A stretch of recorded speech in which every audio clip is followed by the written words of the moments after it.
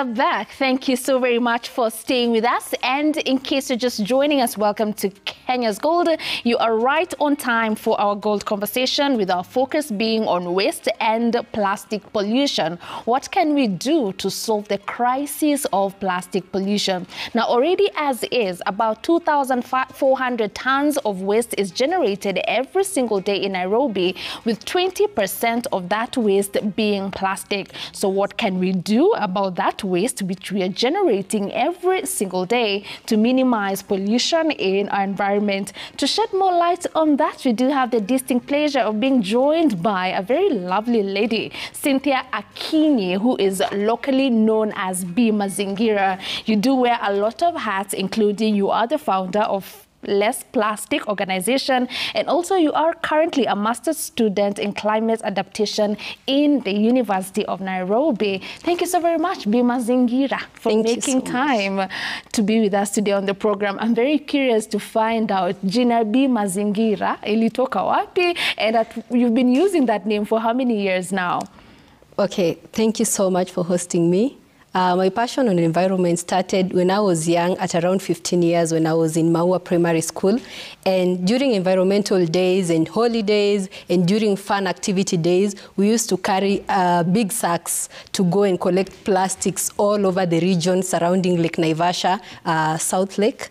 And it was just an amazing moment when you were young and you were doing this new activity. And when you grow up, I was more engaged in environmental causes. And that is where my passion grew, because all of a sudden, this thing that I was doing when I was young in my environmental club, all of a sudden has followed me into the courses I'm doing, and that is where I decided to delve into this career. So who gave you that name? The name came 3 years ago, when people were seeing whatever I'm doing, the passion I have for plastic recycling. I actually had friends who will go out for birthdays and bring me big cartons full of plastic waste. Right. They say, you recycle it, we know you can deal with it. Great. And that is where the name came from. When people saw the passion, they decided, B Mazingira looks good on you. Oh, and you love the name, I can tell. I love the name. Great. Yes. So when your friends, I'm very curious to find out, wakikuletea the cartons that have a lot of plastics inside them, what do you do with them? How do you recycle those plastics? And while at it, zungumza na ule ambaye anatutizama nyumbani. Yes. Anataka kujua from a small scale level, ukiwa hapo tu kwa nyumba, home level, how can I recycle my plastics? Kwa sababu feature ambayo tumeona inaonyesha at factory kind of level. So at home, how can I recycle my plastics, and how do you recycle your plastics ukiletewa? Yes, thank you. When I was doing my undergraduate in the University of Nairobi, that is where now the recycling part came in, in strength.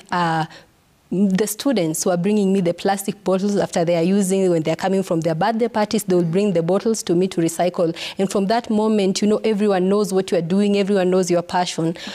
So at that time, I used to recycle them to make stationery holders. And I know those who are watching can remember that enterprise that I started when I was in campus, making stationery holders from the plastic bottles. And the students used to buy them. They used to love them. Yes, I used to sell at 200 shillings each. Yes, I used to. Kitambo nilichanuka mapema, knowing that taka ni pato. Right. Yes. And for ule mtu ambaye ananisikiza kutoka nyumbani, ambaye anataka kujua anaweza fanyia nini chupa ya plastiki pale nyumbani, kuna njia mingi ambayo unaweza geuza chupa ya plastiki iwe mali hata kwa nyumba yako. Unapata pale nyumbani, wakati mwingine unataka kumtuma mtoto wako aende maziwa pale dukani, unaweza tumia ile chupa ya plastiki ambayo ulinunua nayo soda, ukaiosha vizuri, ukaisanitize vizuri, unaweza mtuma nayo soda. Kwa wale ambao wana practice home gardening pale nyumbani, wanaweza tumia zile chupa za 2 liters za soda, unakata, unamwaga mchanga, unapanda zile home herbs kama dania, unapanda pale korianda nyumbani kwako kutumia hizi chupa za plastiki. Kwa hivyo kuna njia mingi ambao wale ambao wako katika ukulima, wako na shamba, wanaweza tumia hizo chupa kuweka mchanga wapande, na pia wale ambao wako katika urban settlements pia wanaweza tumia during their urban farming practices. Right. Talk to us about when you were in Naivasha. You grew up in Naivasha, yes, and it was around the same area that your passion for the environment, yes, came up. Lazima kuwe kuna kitu uliona ambayo ikakufanya uwe curious, then you wanted to keep furthering that thought you have until you became B Mazingira that you yes, are right now. So just speaking from your environment, what is that you saw? When I was young, there was a lot of pollution in the area. it was just the way you have told us, linear economy. People just use and throw everywhere. You will see in the bushes full of plastic bottles. In those days, there was no ban in the plastic bags. So you can imagine the kind of pollution that was around the area. And to make it more worse, being near a water body like Lake Naivasha Basin. And it was such a devastating scenery to witness at that time. And then there was this waste management group that came in. It's called KMEG. That came in around the area, that came to handle the waste management problem. And that time when I was doing my high school studies and coming back home and finding the area is clean, you're wondering who's been cleaning this, who's been doing the work. The community is almost nowadays very clean. And that is now where I delved into waste management, because I wanted to know, why is the community now clean? We were witnessing before the problem of, you know, when the rain falls, there is runoff. And then the runoff collects a lot of waste bottles, you know, plastic bottles, the plastic bags, into the lake. And you can imagine the devastating pollution in the lake, knowing that it hosts a vast variety of life, yes, in the lake. That's what now drove me. Are we seeing improvement now? Is the pollution, you who comes from the lake region, I mean, Lake Naivasha, there we have Nakuru and all that, are we seeing a better treatment of waste in those regions? Are we treating our water bodies in a better way? What can you say has been the progress so far? I can say there is better improvement, because when we come in as waste management organizations, there is one thing we integrate, which is empowering the community and educating them also. Because what you don't know, you can't do. And also sometimes what you don't know, you never know the kind of danger it's inflicting on the environment. So educating the communities. I remember we used to go house to house, educating the communities, asking them, do you segregate your waste?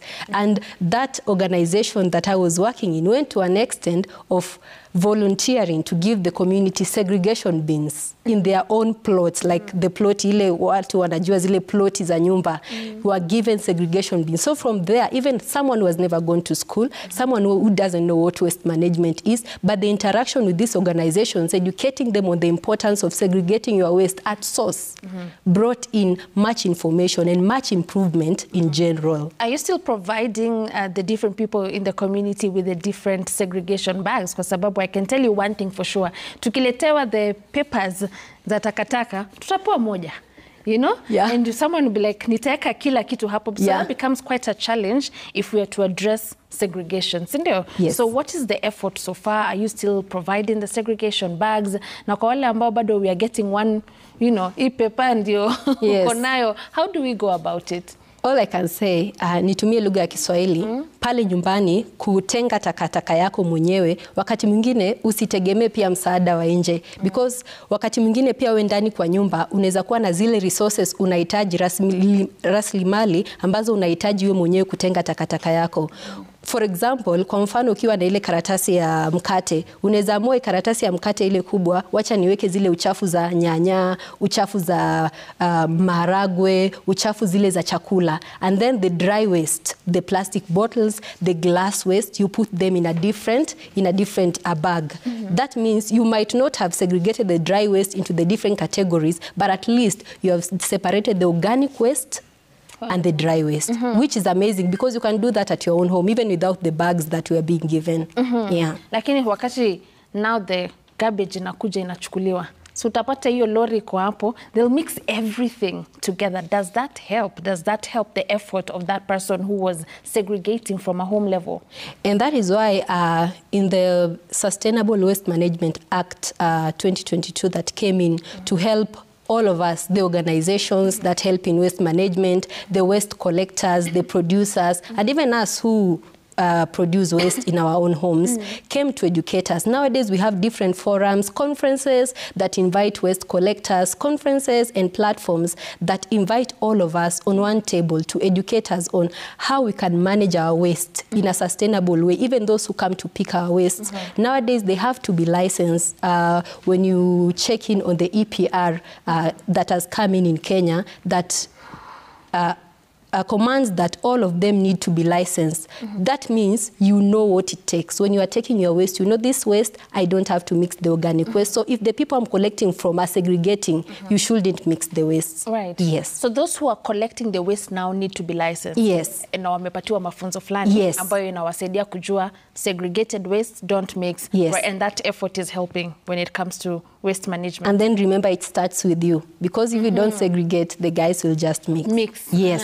So all of us from a home level, tuhakikishe we are segregating at source. At source. Yes. Okay. Let's talk about the different dump sites that we do have just here in Nairobi, Ukienda Dandora. Now we have another one in Likoni area, and you find a pile of waste imeletwa ikaekwa hapo. Are we also putting effort on fixing that? Because I could be segregating kutoka kwangu nyumbani, and then I'm walking around in the environment and I'm seeing people piling up this waste here, and it kind of discourages even that effort I'm making at a home level. How can we go about this situation?